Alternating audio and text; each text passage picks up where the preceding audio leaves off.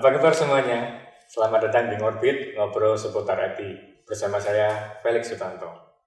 Di sini kita akan membahas seputar IT dan perkembangan-perkembangannya, dan kita akan mengundang berbagai narasumber. Nah, khusus pada episode perdana kali ini, kita akan membahas tentang transformasi digital. Dan bersama saya sudah hadir Bapak Kristoporus, Dekan dari Fakultas Teknologi Informasi Universitas di Kubang. Halo Pak Kris, apa kabar? Baik. Sehat-sehat? Sehat. Ya, terima kasih Pak sudah meluangkan waktunya di tempat ini. Kira-kira sibuk Pak? Pekerjaan dekan itu berat apa tidak? Kalau dikatakan sibuk ya biasalah. Beratnya ya karena harus mengurusi 3 prodi ya. Kalau di Fakultas Teknologi Informasi itu punya 3 prodi. Satu itu Teknik Informatika, itu program studi sarjana S1. Yang kedua Sistem Informasi juga sama, sarjana S1. Yang ketiga ini Diploma 3, Manajemen Informatika. Ya, ngurusin 3 prodi itu juga Sibuk. lumayan banyak kerjaannya. By the way, ini dengar-dengar Bapak ini sekarang berarti dekan termuda ya? Kalau dibandingkan dengan fakultas lain ya. Terus ada satu lagi nih kayaknya fenomenal ini. Ini Bapak lulusan dari luar negeri pertama di kampus ini ya? Ya, betul. Karena setelah lulus S2 kira-kira tahun 2010, saya break sebentar setahun, dan setelah lulus pun waktu itu saya terpilih jadi prodi. Kemudian ada tawaran untuk beasiswa dari pemerintah waktu itu untuk dosen. Saya ambil dan lolos, akhirnya saya lanjut kuliah S3. Termasuk berarti sendirian? Ya, sendirian. Sendirian, keluar negeri sendirian? Iya, pengalaman lah. Universitasnya apa Pak? Assumption University of Thailand. Ya, Pak. Hari ini tuh kita mau membahas tentang transformasi digital Pak. Jadi kayaknya itu ini kan sering terdengar ya transformasi, tapi transformasi digital sendiri itu sebenarnya apa sih Pak? Sebenarnya transformasi digital sudah dimulai sejak sekitar tahun 2010-an. Tapi masuk ke Indonesia mungkin baru gencar-gencarnya itu dimulai saat pandemi berlangsung, jadi awal tahun ini. Jadi lebih gencar sekali. Jadi kalau kita lihat itu sebenarnya pemanfaatan teknologi secara radikal supaya kinerjanya kita, baik itu secara individu, secara organisasi bisa meningkat. Nah, dalam pemanfaatan itu tujuannya adalah performa dari bisnis atau performa dari organisasi itu bisa cepat naik, gitu, mengajar yang lain. Karena kalau boleh kita bilang Indonesia itu dibandingkan dengan negara-negara paling mudah itu kita membandingkan se-ASEAN lah. Itu kan paling maju adalah Singapura. Perubahannya benar-benar radikal ya? Iya, benar-benar radikal. Seperti sekarang ini semua tiba-tiba dipaksa masuk ke jaringan semua. Yang terasa banget itu bidang-bidang apa aja Pak? Yang terasa pertama, paling terasa karena saya dari universitas, dari pendidikan. Ya, dari bidang saya itu pendidikan, berarti semua harus lewat manajemen e-learning semua.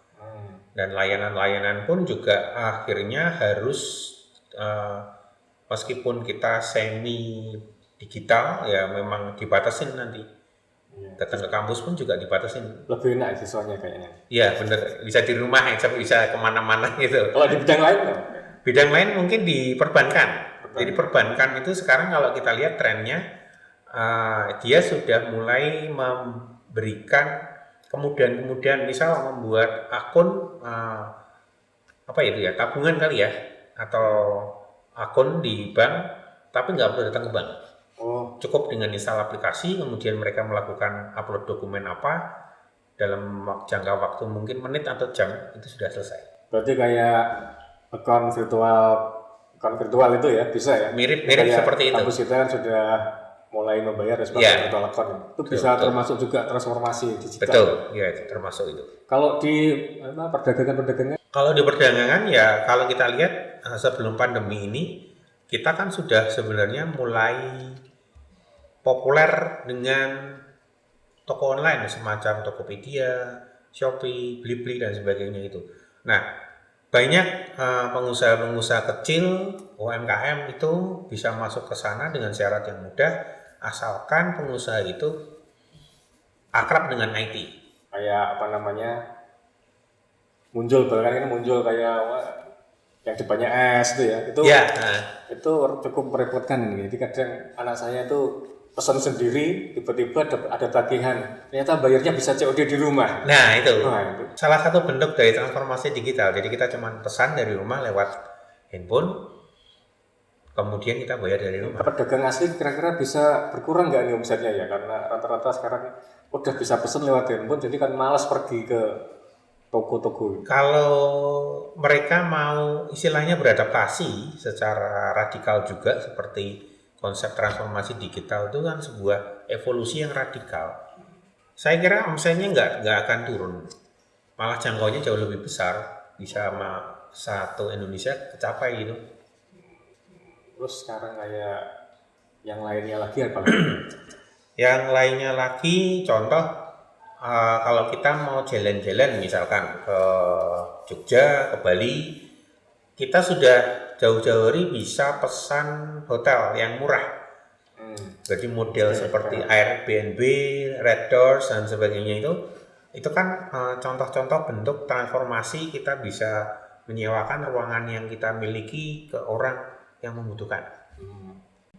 Tapi kalau kita ngelihat seperti itu, berarti kan kalau dia mau ke transformasi digital, berarti dia harus punya investasi di bidang IT. Investasi ya, tapi nggak terlalu tinggi.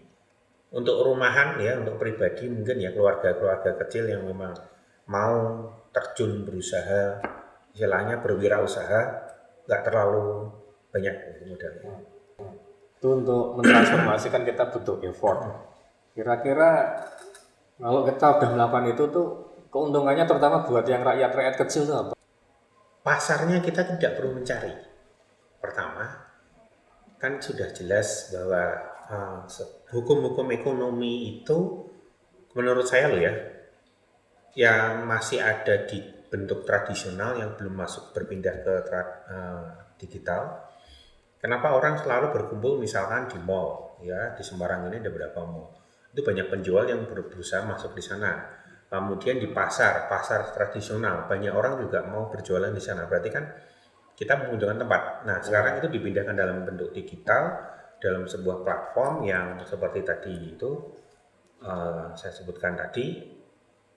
Ya orang sudah kenal dengan platform itu otomatis pasarnya jelas. Jadi nggak butuh tempat lagi ya. Jadi sudah nggak perlu nyewa tempat. Nggak perlu.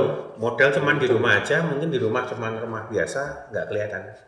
Jadi ini sebenarnya suatu bisa dipandang sebagai potensi untuk meningkatkan UKM ya. Betul. Usaha kecil itu bisa mulai merambah ke digital. Nah, tinggal kita yang di dunia IT ini yang memberikan pendampingan kali ya.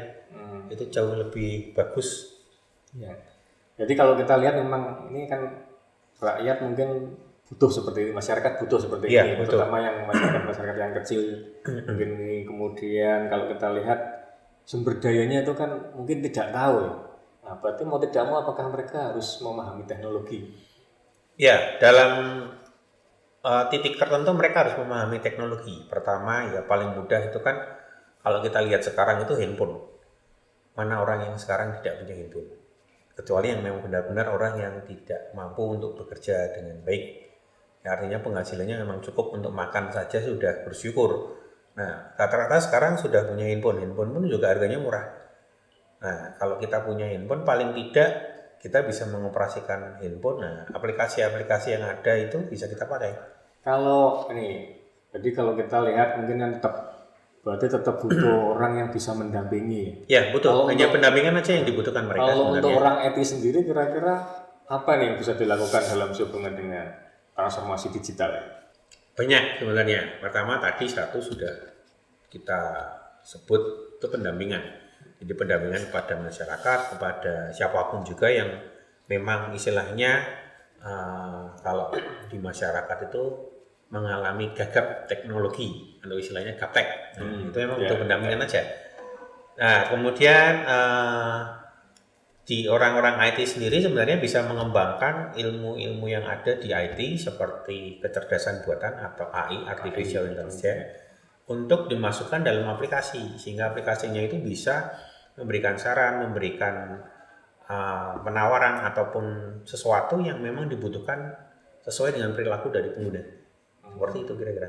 Kemudian apalagi kira-kira? Kira-kira ya semacam mungkin selain AI itu mesin learning ya, mesin pembelajar.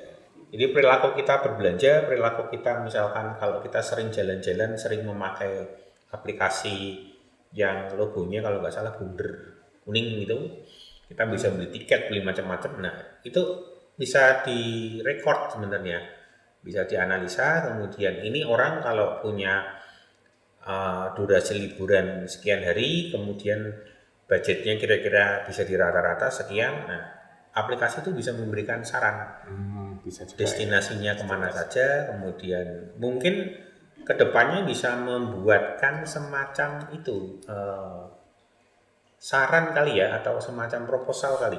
Kalau di kita itu kan biasanya proposal untuk piknik atau untuk liburan gitu. Iya. Oke, jadi ini kayak perkembangan-perkembangan ini mungkin kayak ini seingat saya waktu kuliah nih. Waktu kuliah itu kepengen buat alat yang kira-kira kalau saya masih kuliah dan jamnya sudah mau pulang, saya tuh pengen hidupkan rice cooker saya di rumah, di kos-kosan ya. Rice cookernya dihidupkan, pakai handphone, jebret. Di sana di kos itu rice cookernya hidup. Jadi pas perjalanan pulang kita lapar, Tinggal makan. pulang tinggal makan. Itu namanya apa kan? Itu smart home biasanya, masuk di home. smart home. Cuman memang di Indonesia belum begitu populer. Belum begitu populer. Kenapa? Karena kita tahu sendiri bahwa kalau kita bermain di dunia digital, satu hal yang paling krusial, listrik.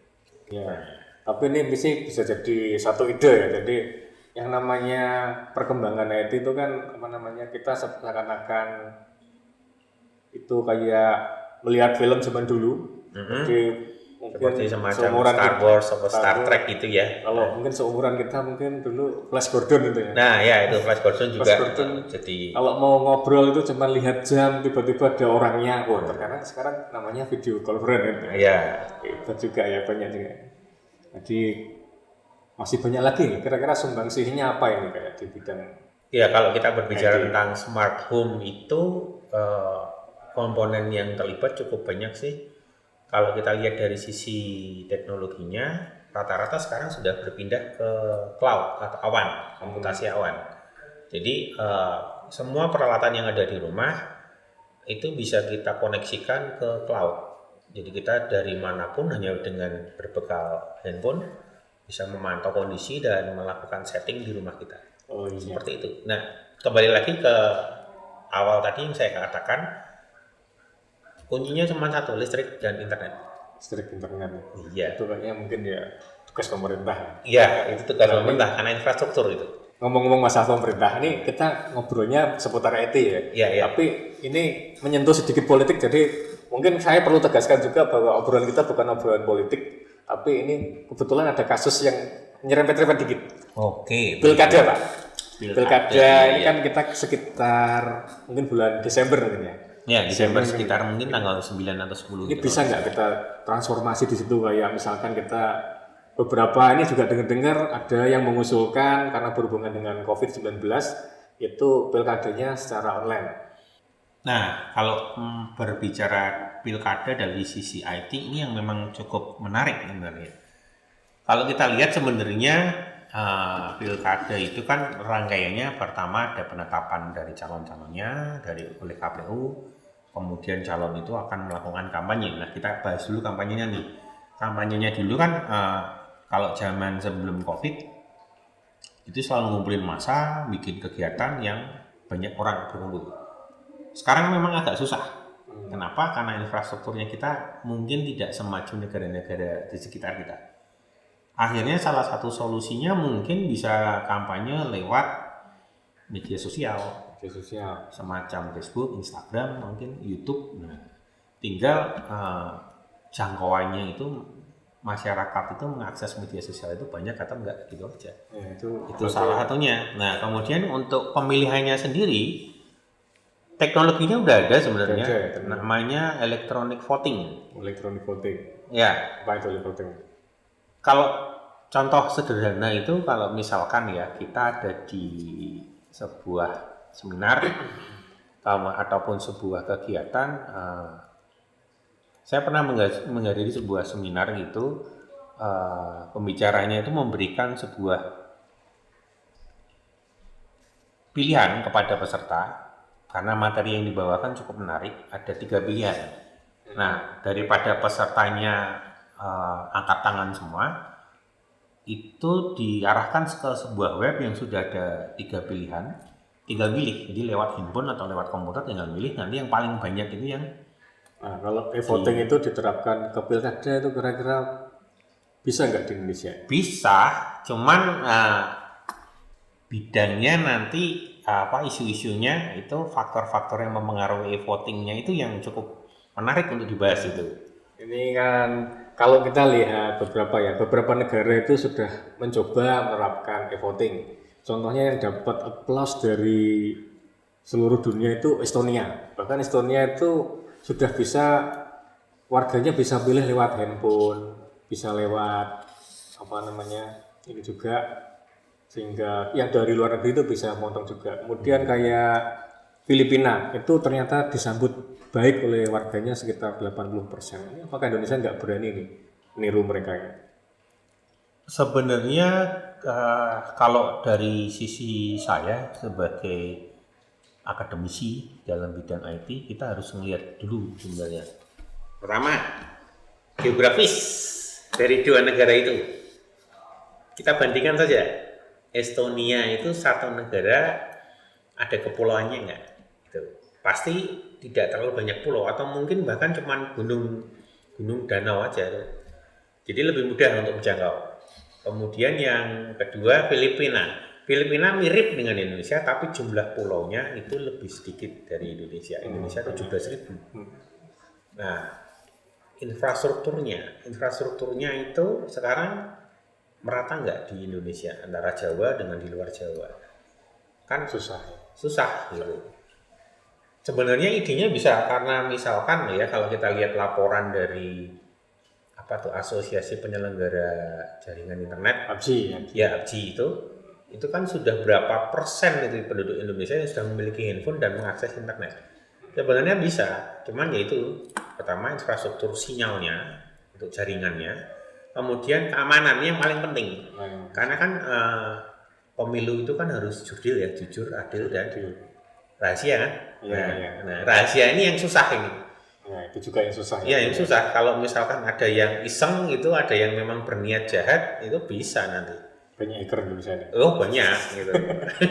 Orang Indonesia itu kreatif sebenarnya. Jadi bagi Indonesia sepertinya ini masih tantangan ya. Tantangan ya. Tapi mau tidak mau kan kita harus hadapi ya. Harus.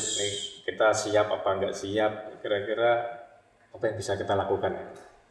Ya, pertama infrastrukturnya dulu diperbaiki, karena kontur dari negara kita itu pertama itu tantangan berat itu sebenarnya untuk pemerintah pusat ataupun daerah adalah kondisi geografis. Di Semarang sendiri pun ada area-area tertentu yang hanya bisa dijangkau oleh provider tertentu. Ya, betul. Nah, kemudian selain itu tingkat literasi digital dari masyarakat. Seberapa tinggi mereka mengenal dan memahami sekaligus menyadari bahwa begitu kita melakukan sesuatu dalam bentuk digital, itu jejaknya tidak bisa dihapus dengan mudah. Ya kan, kita tahu artis-artis sekarang ataupun kasus-kasus yang cukup meledak itu dari informasi yang ada yang kita terima, itu kan berkaitan semua dengan jejak digital. Ya, itu yang kedua. Kemudian ini